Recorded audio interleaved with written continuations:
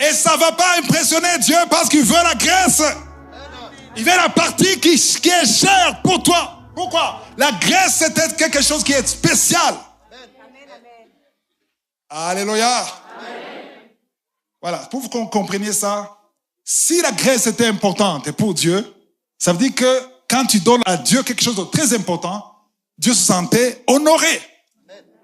Amen.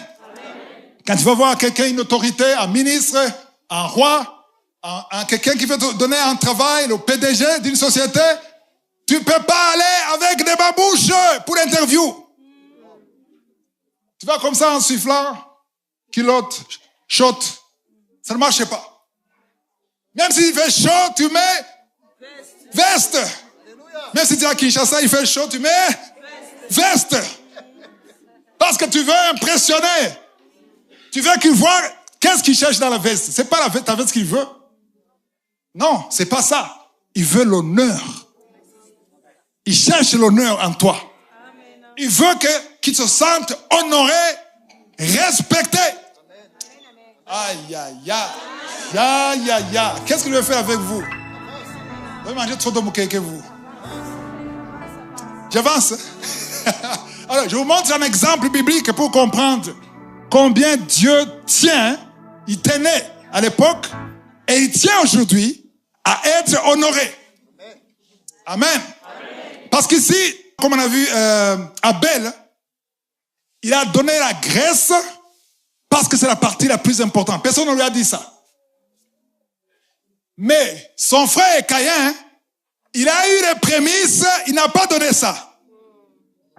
Non, il a attendu qu'il ait une grande quantité, il a dit, bon, ça, je peux donner. Il dit, Seigneur, ok, Dieu a dit, ok, toi tu m'as donné, c'est bon, mais tu peux donner ça à quelqu'un d'autre. Dieu veut que tu lui donnes quelque chose, qui est réservé à Dieu, et qui est important pour toi, qui est important à tes yeux. Si tu veux quelque chose de spécial venant de Dieu, donne-lui quelque chose de spécial à tes yeux. Je répète, si tu veux quelque chose de spécial venant de Dieu, si tu veux vraiment quelque chose de spécial, à moins que tu veux Kamakawaïda. Si tu veux quelque chose d'ordinaire, c'est bon. Mais si tu veux quelque chose de spécial, j'ai dit quoi? Alors, regarde autour de toi, qu'est-ce que j'ai de spécial? Si c'est spécial pour toi, tu sacrifies ça pour Dieu.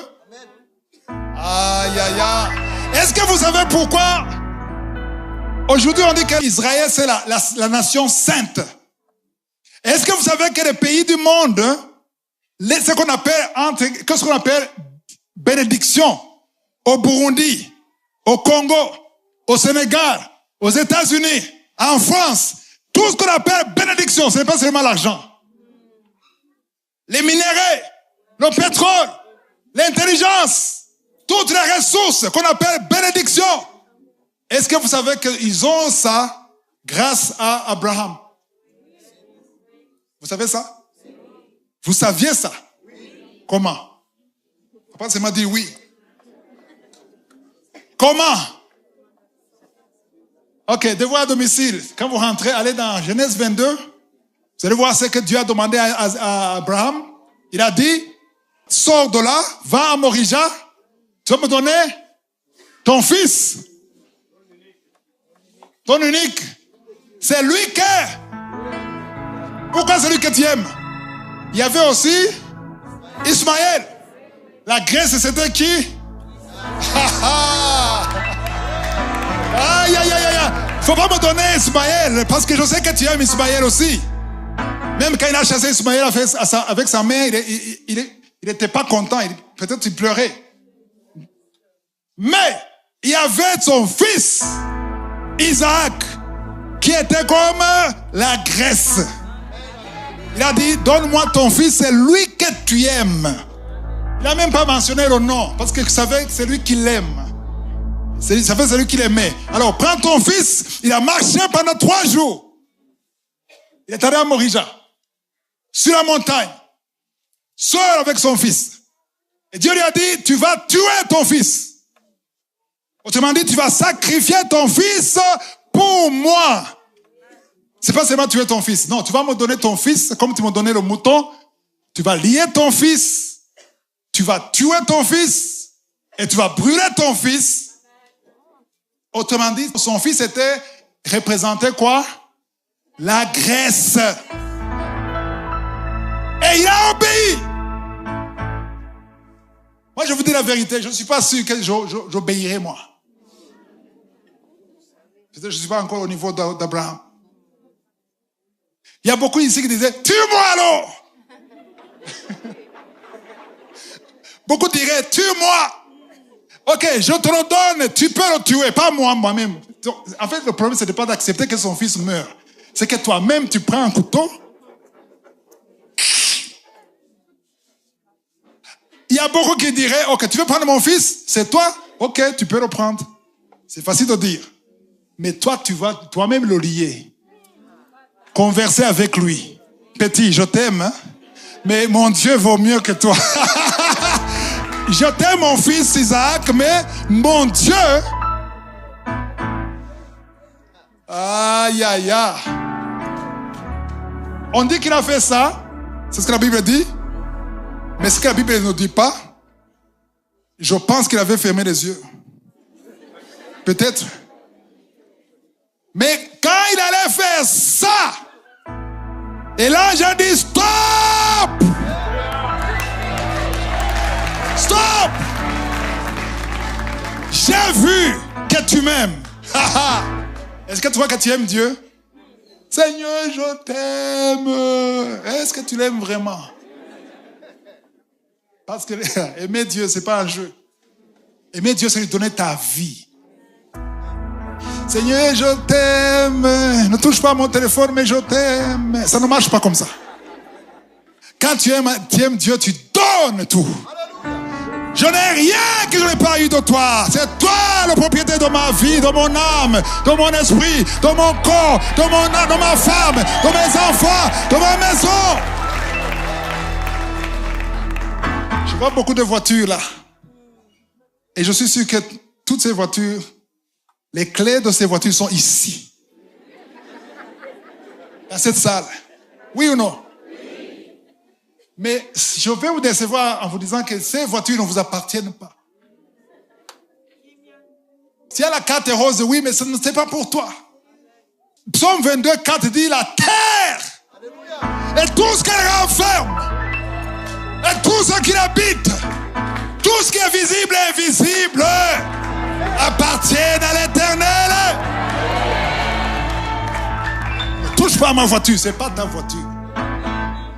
C'est écrit sur ton nom, mais ce n'est pas ta voiture.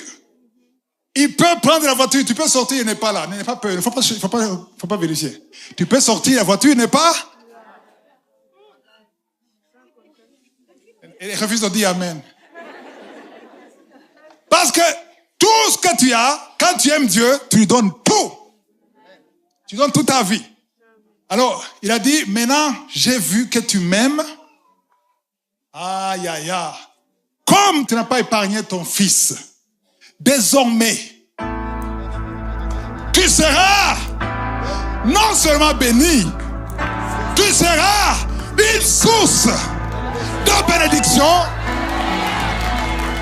Le monde entier, les nations, les pays des païens, à l'Afrique, l'Asie, la Chine, le Congo, le Burundi, l'Ouganda, tous ces pays du monde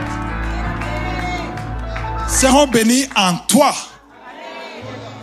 Donc si tu es béni, c'est à travers Abraham que tu es béni. Si ton pays est béni, c'est à travers Abraham que ton pays est béni. Mais depuis que Dieu a dit ça, ça marchait sur Israël seulement, jusqu'à ce que Jésus arrive.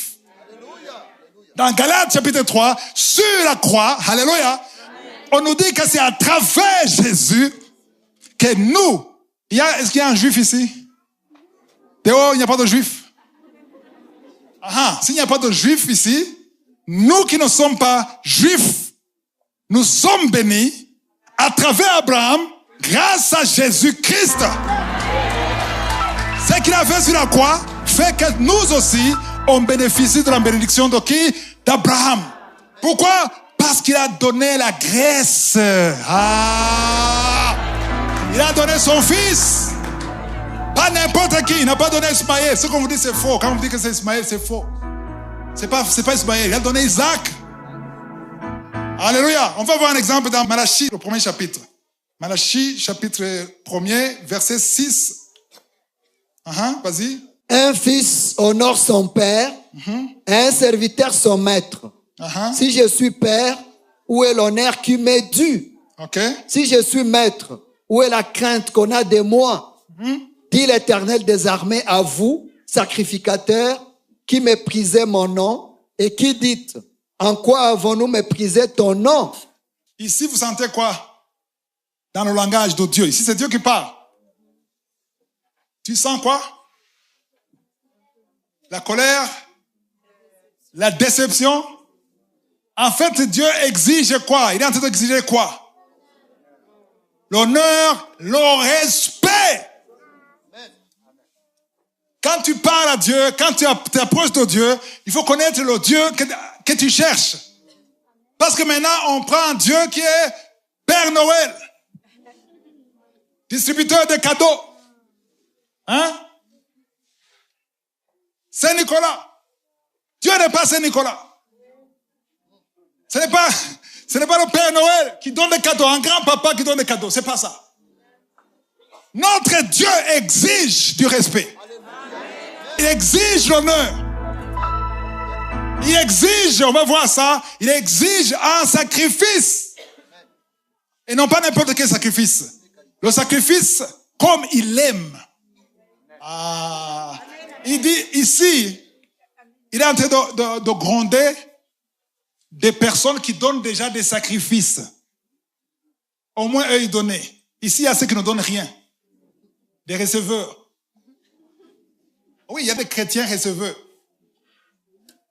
Ça me rappelle un professeur de français à l'époque, à l'école secondaire. C'était un Camerounais. On l'appelait Camerounais. Alors, il aimait se moquer une partie des Burundais qui venaient d'une région que je ne vais pas citer. Il dit, tu viens d'où? Quand tu parles de la province, il dit, tu es en je reçois. Et à un certain moment, on dit, pourquoi tu dis je reçois? Est-ce que tu as vu l'autre je reçois? Alors, un jour, on a dit, teacher, professeur, explique-nous, pourquoi est-ce que tu dis qu'ils sont des je reçois? Il dit, parce que quand tu leur demandes de conjuguer le verbe donner au présent, ils vont dire, je reçois, tu donnes, il donne, nous recevons, vous donnez, il donne. Il dit, ils ne font pas ça exprès, c'est comme ça, dans leur mentalité, ils doivent recevoir. Alors, il y a des chrétiens qui sont de je reçois, devant Dieu. Et s'il y a quelque chose que Dieu n'aime pas, il n'aime pas des je reçois. Il aime des je donne d'abord. Dieu veut que tu sois un je donne d'abord. Il y a des doctrines aujourd'hui qui disent on ne donne plus aujourd'hui, il n'y a plus de sacrifice. C'est faux. Dans le Nouveau Testament, il n'y a plus de sacrifice. Mais Hébreux 13 disent quoi? Offrez à Dieu. On offre à qui? À Dieu. Un sacrifice de louange. C'est-à-dire les lèvres qui confessent son nom. Ok, on a vu le verset 6 qui est en train de gronder. Ce n'est pas des je reçois, ce sont des gens qui donnent. Mais ils donnent quelque chose de mauvaise qualité. Donc quand tu donnes quelque chose qui n'est pas de bien, Dieu ne dit rien, tu crois qu'il est d'accord, mais il n'est pas d'accord. Même s'il reçoit ça, il n'est pas d'accord. Verset 7. Verset 7. Vous offrez sur mon autel des aliments impurs. Ok. Il donne des aliments, mais qui sont... Pourquoi est-ce qu'on donne des aliments impurs, d'après vous? Parce que si tu ne donnes pas à Dieu, tu vas faire quoi? Tu vas manger les impurs. Tu vas jeter à la poubelle. Quand c'est impur, tu jettes. Et quand c'est impur, tu n'en vends pas. Donc, ce qui est impur n'a pas de qualité, n'a pas d'importance. Donc, on prend quelque chose de mauvaise qualité, tu donnes à Dieu. Et toi, il ne faut pas rester dans l'Ancien Testament. Nous sommes dans le Nouveau Testament maintenant. Quand je parle dans sacrifice de mauvaise qualité, c'est quoi? C'est la qualité de ta prière. La qualité de tes louanges. Qu'est-ce que tu dis seul quand tu n'es pas ici à l'église? Parce qu'à l'église, tu es spirituel. Tu sautes, tu transpires. Tu loues. Mais à la maison, je n'ai pas de chance.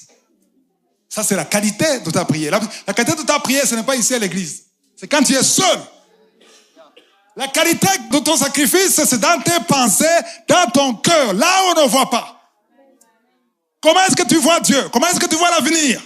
Comment est-ce que tu réagis par rapport aux choses qui n'arrivent pas? Si tu n'as pas un enfant, qu'est-ce que tu dis dans ton cœur? Tu n'as pas de travail, ça ne marche pas, ça marche pour les autres. Quelles sont les paroles qui sortent de ta bouche ou de ton cœur? C'est ça la qualité. Donc des aliments impurs. Et vous dites, en quoi t'avons-nous profané? C'est en disant, la table de l'Éternel est méprisable. Verset 8. Quand vous offrez en sacrifice une bête aveugle. Une bête aveugle. Est-ce que vous avez déjà vu une bête aveugle? Si une vache est aveugle, si elle coûtait $500, tu vas la vendre à combien?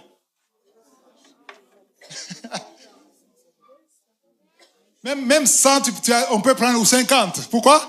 Ça n'a pas de valeur. Ça va te compliquer parce que ça reste à la même place. La même place, c'est très compliqué. C'est très, très compliqué. Et tu donnes quelque chose que, en fait, ces gens-là se débarrassaient des choses de mauvaise qualité et ils gardaient la graisse. Amen. Plusieurs fois, j'ai rencontré des chrétiens qui me disent, je ne peux pas soutenir l'œuvre de Dieu, je ne peux pas aider les veuves, je ne peux pas aider les orphelins, parce que moi-même, je n'arrive pas à joindre les deux bouts du mois. Ah, tu ne peux pas joindre les deux bouts du mois. Ça veut dire que tu reçois donc quelque chose. Ce n'est pas une explication. Ne dis plus à Dieu, moi-même, je ne peux pas joindre les deux bouts du mois. Pourquoi? Parce que tu as d'autres priorités. Voilà ce que ça veut dire. Seigneur, toi-même tu comprends. Oui, je comprends que je ne suis pas prioritaire. Je comprends que tu as une autre graisse qui m'a remplacé. Et tu dis que tu veux quelque chose de spécial venant de Dieu. Parce que tu confesses, j'attrape le V8. C'est pas comme ça. Tu n'as pas attrapé. On n'attrape pas, on donne la graisse. Si on te dit qu'il faut attraper, il y a des voleurs qui attrapent des choses d'autrui. Oui, j'ai vu des gens devant une belle maison. Des jeunes. Je saisis la maison. Vous êtes des voleurs. Va donner la graisse et Dieu te donnera ta maison. Au lieu de saisir les maisons des autres. Il ne faut pas saisir les choses des autres. Vous offrez, verset 8, continue. Quand vous offrez en sacrifice une bête aveugle, n'est-ce pas mal? Quand vous en offrez une boiteuse ou infirme, n'est-ce pas mal? Offrez-la donc à ton gouverneur. Okay. Le gouverneur, d'autres versions disent le vice-président, l'adjoint, le numéro 2, après le roi. Même si on garde le gouverneur. Parce qu'au Burundi, il y a des gouverneurs. Au Congo, il y a des gouverneurs. Oui ou non? Ok. Tu vas lui donner une poule aveugle. Est-ce que le gouverneur va dire, pourvu qu'il y ait la viande? De toute façon, il n'a pas besoin de la vue. Il a besoin de la viande. Mais il ne va pas accepter ça. Pourquoi? Tu ne l'as pas honoré. C'est question d'honneur. La graisse, c'est l'honneur. La graisse, c'est quelque chose qui te coûte. Parce que la bête qui est aveugle, c'est pas cher. C'est moins cher. C'est dévalorisé sur le marché. Mais quelque chose qui a de la graisse, en bonne santé, tu sais que tu lâches quelque chose de très important. Amen, amen. Donc tu ne pourras jamais dire à Dieu, ah, la vie est dure, c'est devenu cher, les choses sont chères, hein? Les maisons sont chères, le loyer est cher, les frais de scolarité c'est cher. Oui, c'est cher. C'est ça ce que Dieu va te dire. C'est cher, mais tu parviens quand même à te débrouiller et à payer ça. Même si c'est cher, tu te sacrifies pour ça. Qu'est-ce que tu fais pour moi? Ça, ce n'est pas moi qui crie. C'est Dieu qui parle. Qu'est-ce que tu fais pour moi? Où est mon honneur? Où est ma gloire? J'aime son silence. Continue. Offre-la donc à ton gouverneur. Te recevra-t-il bien? Te fera-t-il bon accueil? Dit l'Éternel des armées. Est-ce que vous pouvez répondre? Oui ou non? Non. Pourquoi? Pas parce qu'il n'y a pas de viande. Il y a la viande, s'il vous plaît. Il manque la qualité. Il manque le sacrifice. Ce que Dieu veut, c'est le sacrifice. Pour prier, j'ai entendu des gens qui disent, bon, parfois, c'est bon quand je me lève, j'ai envie de prier. C'est le feu. Ce ne sera pas toujours le feu. Il y a des moments où tu ne veux pas sortir du lit. Tu n'as pas envie de prier. Tu n'as pas du tout envie de prier. La chair ne veut pas. On va voir ça. La chair ne veut pas. Et vous savez quoi? Quand la chair ne veut pas, ça dit que c'est une opportunité de donner la graisse. Il y a des prières qui sont précieuses parce que c'est dur pour toi. C'est ça que Dieu cherche. Dieu ne veut pas que tu sois confortable. Alléluia. C'est pas ça. Il veut que tu parles à ton âme. Parle à ton cœur. À ton corps. Tu dis, je dois me lever. Quand le corps ne veut pas, je dis, c'est trop tard. C'est pas toi qui commandes, c'est moi qui commande. Tu dois me suivre. Alors, allons-y. Et je quitte le lit. Offre donc à ton gouverneur. Tu as terminé? Waouh. Qu'est-ce que vous avez appris? En fait, il fallait que le titre soit la graisse. Il fallait que je change le titre, je dise la graisse. Là, personne ne regarderait même pas ça. Personne ne regarderait l'enseignement sur YouTube. La graisse. Il est dans la confusion. L'homme de Dieu, quelque chose ne va pas. La graisse, on ne veut pas de graisse. On prend le régime. Mais la graisse du pays. C'est ce que Pharaon a dit. Amen. 2 Samuel chapitre 24. Là, c'est une autre histoire que j'aime beaucoup donner concernant le sacrifice. On parle de qui? De David.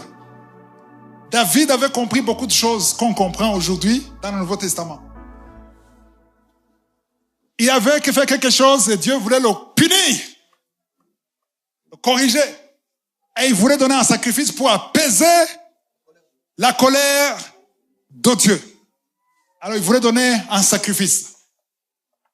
Il y avait un certain Aravna qui avait compris tout ce que je vous dis ici. Qui avait compris la graisse, comment ça fonctionne. Il a dit, David, il est désespéré, je vais l'aider. Il a dit, David, tu veux donner un sacrifice à Dieu? Moi, j'ai un grand terrain ici. Je te donne le terrain, mon terrain, pas ton terrain.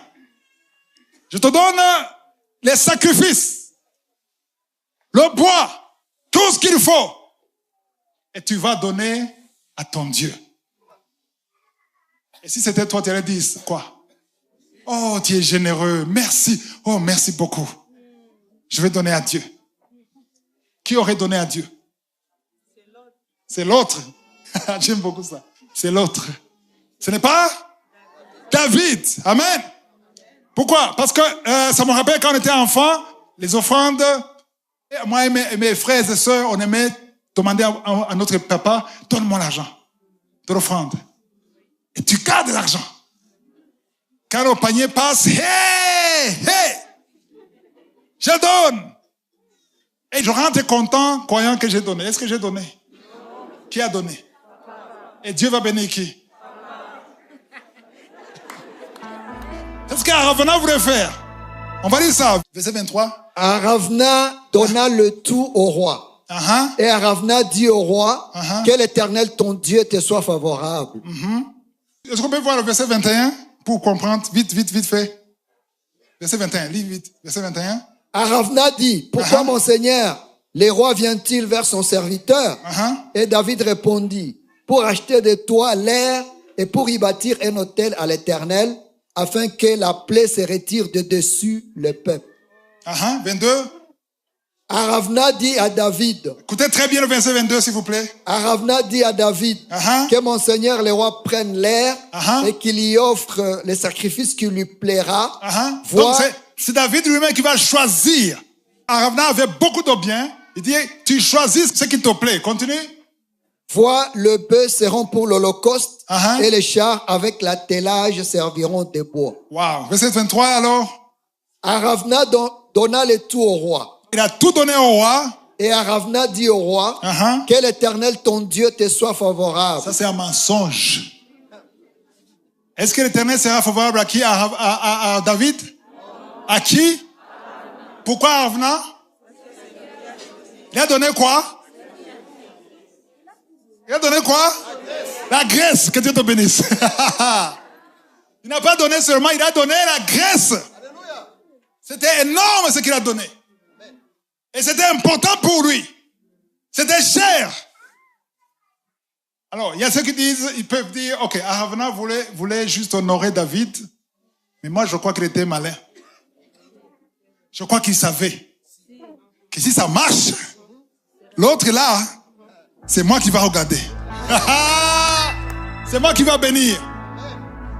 Mais il a oublié qu'il parlait à un champion qui s'appelle David, qui connaît les choses spirituelles. Qu'est-ce qu'il a dit au verset 24? David, 24. Mais le roi dit à Aravna, non. Non. Encore. Le roi dit à Aravna, non. Dites non. Là, on ne dit pas non, on veut dire oui. Je vous ai dit qu'il y a 25% ici qui ne me suivent pas.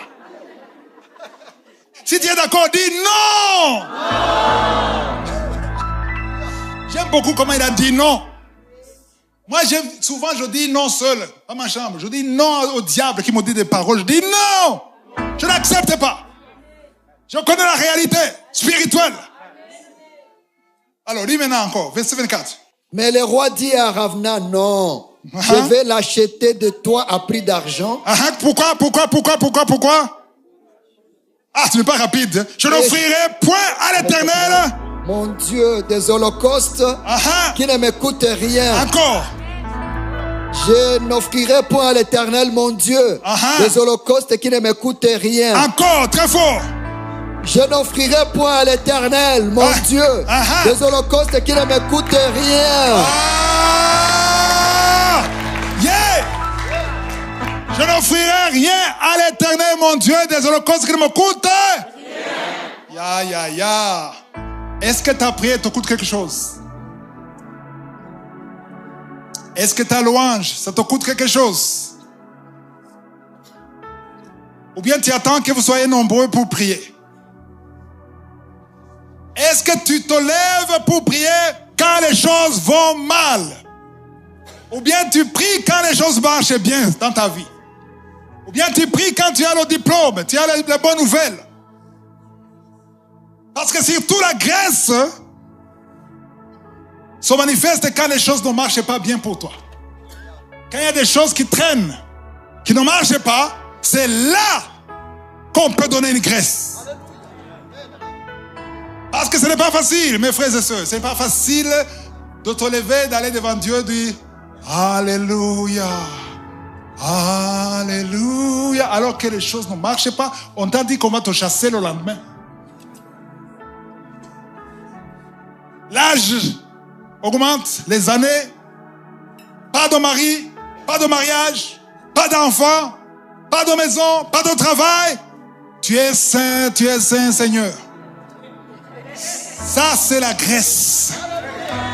Ça, c'est la grâce. Les autres passent, mais toi, tu ne passes